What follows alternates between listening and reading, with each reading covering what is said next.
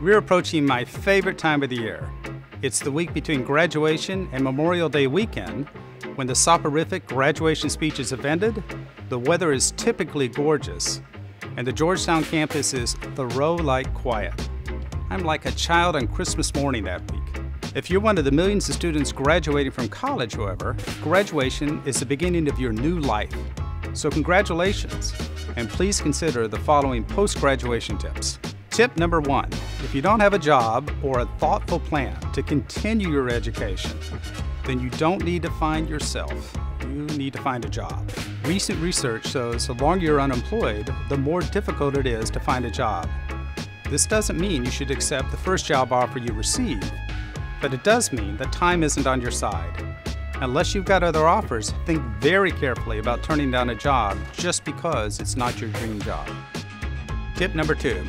If you receive multiple job offers, consider all of your compensation components. It's easy to compare base salary offers, but other compensation components can represent a significant portion of a job's total compensation, especially if they're non-taxable. Tip number 3, regardless of whether you're employed, eliminate bad debt. Bad debt is money you owe that costs more than you can expect to earn on your investments. For example, the average credit card rate is more than 16% this year, and that's higher than the plausible expected return on virtually any other investment. Be sure, however, to check with your tax advisor on the consequences of any investment sales. Tip number 4, regardless of whether you're employed, continue to live like a student. In the research literature, there's a well-established, generally positive relation between money and happiness. Yes, I know this sounds like it was published in the journal Duh.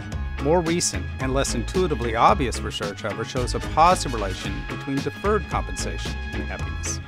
Therefore, even if you're graduating debt-free with a high-paying job, there's something to be said for continuing your low-cost lifestyle for at least a while after graduation. If you're not employed or you're in debt, then monastic should be the first adjective that comes to mind when describing your lifestyle. So congratulations again, graduates. I hope you enjoy your graduation ceremony and you find these tips helpful.